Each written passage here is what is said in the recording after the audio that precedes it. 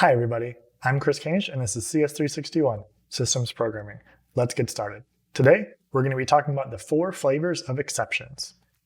So where we last left our heroes was this idea of exceptional control flow, where we move from a user-level process doing user-level process stuff, like running instructions and manipulating registers in memory, to running supervisor mode code that has full capability of using the computer with all of its peripherals and all of its capabilities. The process that we go through to go from running unprivileged code to running privileged supervisor mode code is called an exception. And there's 4 main ways that we move from being in one mode to being in the other mode. What we want to go over in this video is how do we differentiate between them and what they are each individually used for. What capabilities that we would want to have in our computers do each of these support? A little bit more about exceptions. They're very similar to procedure calls, except that rather than being one stack frame to the next stack frame, one instruction pointer to some other instruction pointer, they are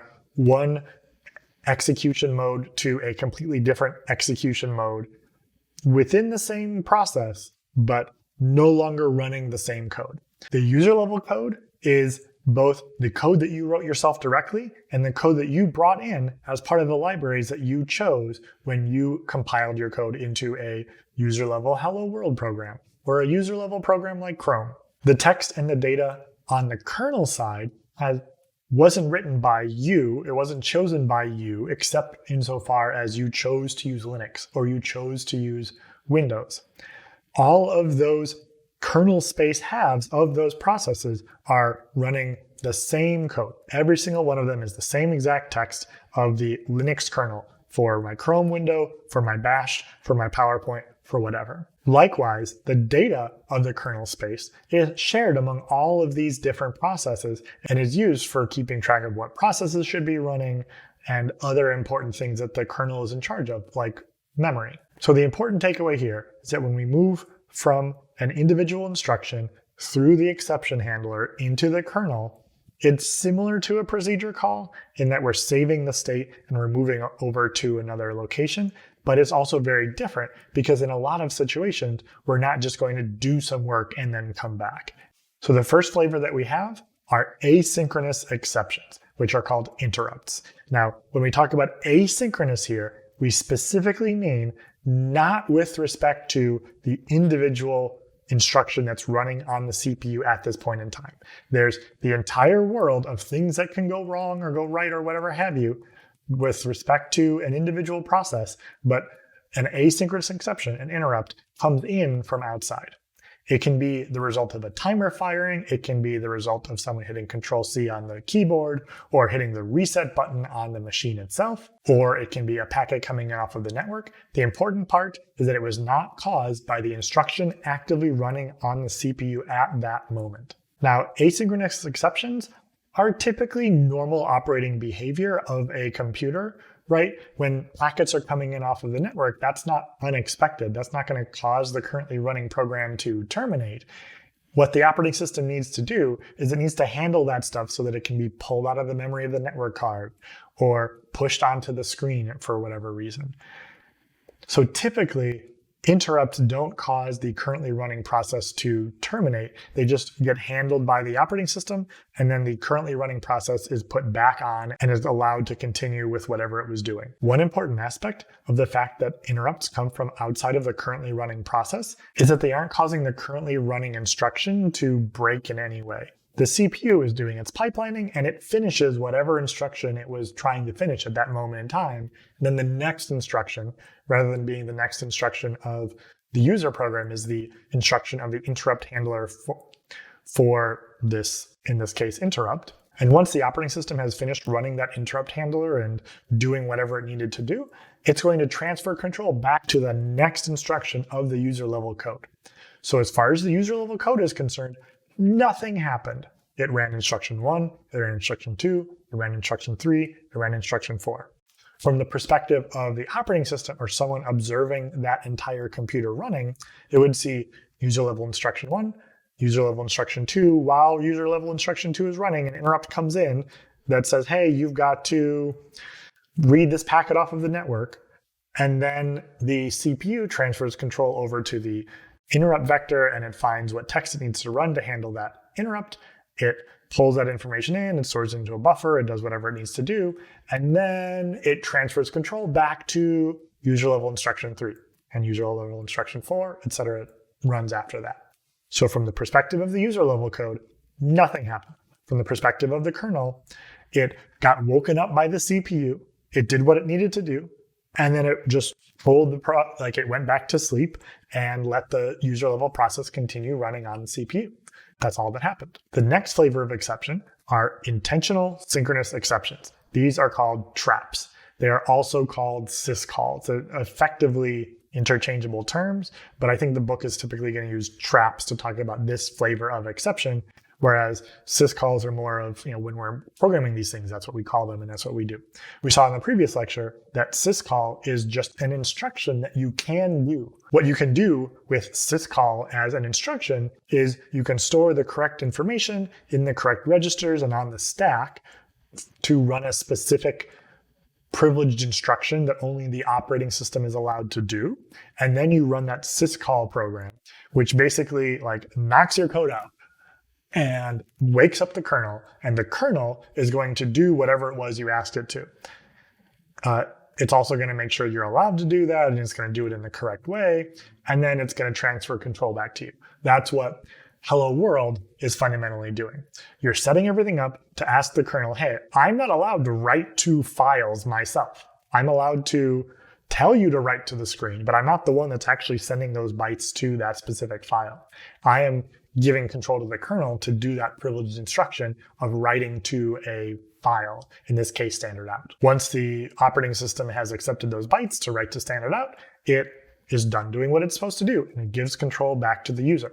Another important thing here is that nothing unexpected is happening, and so I want to run instruction 1, instruction 2, syscall is instruction 3, that puts your code to sleep, the operating system wakes up, the operating system is in supervisor mode, it does whatever that interrupt handler tells it to do, and then the operating system goes to sleep and it transfers control back to the user level code, and it continues doing whatever it was going to do after printing hello world to the screen, or whatever that syscall was doing. That syscall can open files, it can send packets, it can create new processes, it can change what process is currently running. There's lots of things that it can do, but this is also normal expected behavior for that running process. So there's no reason to do anything besides just run the next instruction. That's effectively always what you're going to do. The one kind of special exception is that there is a syscall called exit, which allows you to terminate yourself as a running program. So that's kind of like the exception that proves the rule.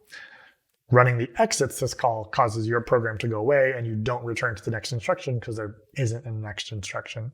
Whereas every other syscall effectively is just going to do something on behalf of that process that it wouldn't be able to do on its own, and then transfer control back to the user level code. The other two flavors of exceptions are synchronous unintentional exceptions that are not caused by us planning for a specific thing to happen.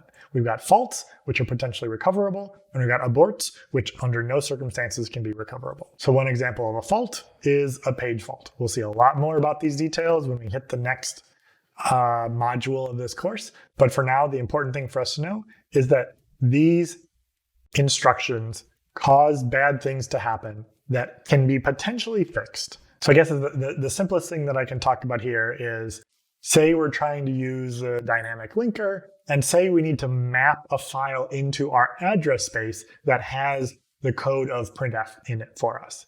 When we're trying to access that memory, it's not actually mapped into the physical banks of RAM in our RAM chips yet. It's still probably stored on a file someplace. What the operating system is going to do there is it's going to try to load those bytes of memory from a specific address. It's going to recognize that that load will not succeed because the page is not in memory. It'll say, okay, that page is not actually in my memory banks yet, but I'm just going to pause you. I'm going to go find it. I'm going to put it in memory, and then I'm going to rerun that instruction for you. That entire process is recoverable most of the time. Most of the time, that file does exist on disk and we are going to be able to bring it in, but sometimes we won't be able to. The important thing that sets it apart from aborts is that the kernel is in charge of figuring out whether this happens or not, and it's possible that it will allow the instruction to run over again. So this is the one exception that can potentially rerun an individual instruction. Remember from my example earlier, we just let the code run as fast as it possibly can, because in the best case scenario, that page is already in memory and we don't want to slow down our running program. We just want it to run instruction 1, 2, 3, 4, etc. But sometimes instruction 2 could potentially cause a page fault where the operating system says, hey, remember how I told you that page was in memory? I kind of didn't have it in there yet. I was just going to fix it as soon as I can. And so it fails at running that instruction because the memory is not there for it to do a load. It says, okay, I can fix it. It pauses it, it pulls that stuff in, and then the super important part here is that it's going to rerun that instruction. It's going to retry loading that piece of file from disk into memory. It's going to retry performing a load from that specific offset, and this time, probably, hopefully, usually it will succeed. As I mentioned, sometimes it's going to succeed. Sometimes it's basically never going to succeed. Say it's a completely invalid address, like you're trying to load from address 0, which we've all done many times. That mistake is detected by the same apparatus as this page fault mechanism that says, aha, this load is not going to succeed. I need to figure out why it didn't succeed. It might be a page fault that can be recovered. It might be a protection fault because that memory wasn't writable or that memory wasn't even readable. It was address 0. That is going to be something that causes you to try to load from a fully illegal address, in which case the kernel realizes, yes, it's trying to load from a fully illegal address, and it's just going to terminate that process. It's not going to transfer control back and rerun that instruction because there's no way that it could run legally. It just needs to be terminated. This is where we have a segmentation fault. That name comes from the fact that the valid areas of memory in our memory layout are kept in a segment table. And if you're reading from one of those legal segments, you don't have a segmentation fault. But if you read from an address that is in between these legal segments, you are causing a segmentation fault. You are reading from an invalid segment. The fourth and final flavor of exceptions is aborts. Aborts will cause the same thing as an unrecoverable fault. The program will get terminated, but they're typically due to fatal hardware errors. They are something that the CPU itself can be sure that this program will never start over again.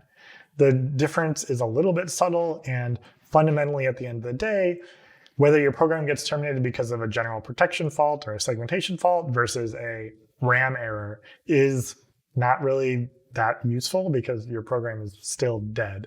But one flavor of this requires the kernel to figure out what to do next. And one flavor of this is already understandable by the CPU itself, knowing, hey, something horrible went wrong. It's no fault of the code itself or the operating system even. This is something horrendously wrong with the hardware itself. That's what an abort exception is. The operating system is still going to try to recover from that and start running another process. If this is a really bad RAM error, like somebody ripped the RAM out, yeah, every single one of those processes is just going to start accepting and hitting the abort and dying. Pretty soon you're going to get a blue screen or a kernel panic or whatever have you. But the conceptual difference still exists. A abort is caused by hardware failure.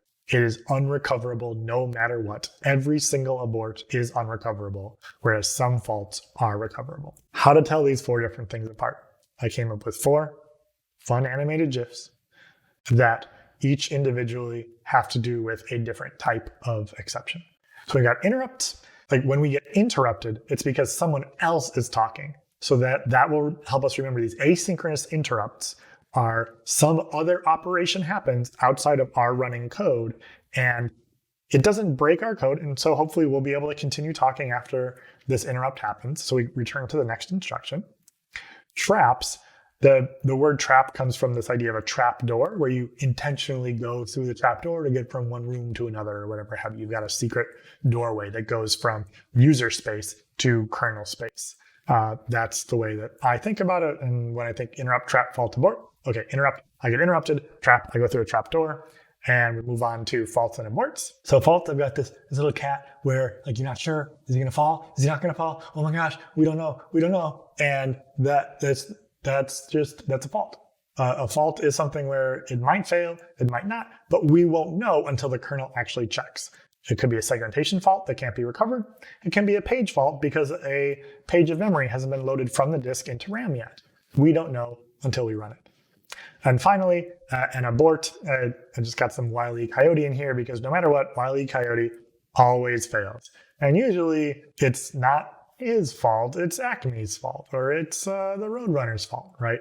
Something happens that doesn't have to do with the code that's running, and it will never, ever, ever succeed. Wile E. Coyote never succeeds, aborts never succeed.